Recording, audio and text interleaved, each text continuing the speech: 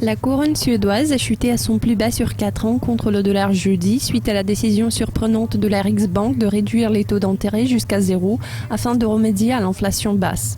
Je m'entretiens avec Jared Davis de Smile Global Management. Jared, selon vous, cette paire s'établirait à 7,32 d'ici 3 mois. La récente intervention a-t-elle influencé vos prévisions ?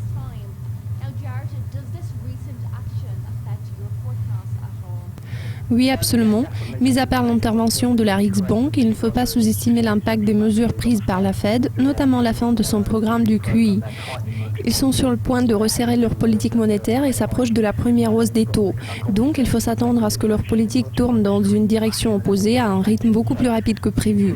Il y a pas mal de panique sur les marchés. N'oublions pas que l'inflation reste beaucoup plus faible qu'anticipée, donc nous allons voir ces deux banques adopter des approches complètement contraires vis-à-vis de leur politique monétaire. Sans aucun doute, la paire va en subir l'impact direct et on peut facilement prévoir la tendance éventuelle sur son taux de change.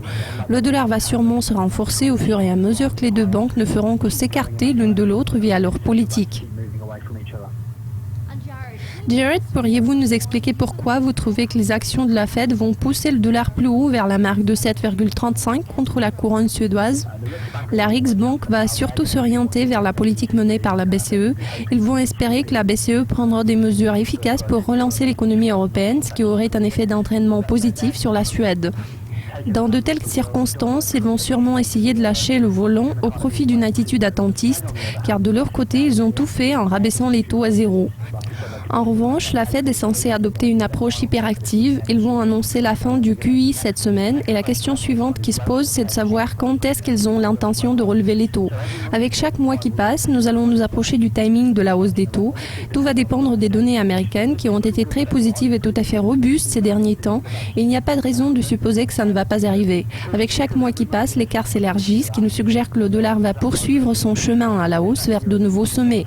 Son niveau devrait être tout à fait raisonnable au cours des 3 prochains mois. Jared, êtes-vous toujours persuadé que le dollar va atteindre 7,40 contre la couronne suédoise dans l'intervalle de 6 mois? Ce niveau pourra-t-il être maintenu pendant un certain temps?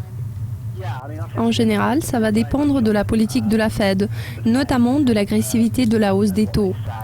Si tout ça se passe à un rythme anticipé par tout le monde, c'est-à-dire à un rythme graduel et mesuré, par de petites augmentations consécutives, donc si c'est le cas, le niveau de 7,40 sera le plafond tout à fait raisonnable et nous envisageons la fourchette se tenue entre 7,35 et 7,40 dans les 6 mois qui vont suivre, au fur et à mesure que la Fed va commencer à agir. Donc à mon avis, il ne faudrait pas s'attendre à des changements brusques car les démarches à entreprendre par la Fed seront progressives et mesurées.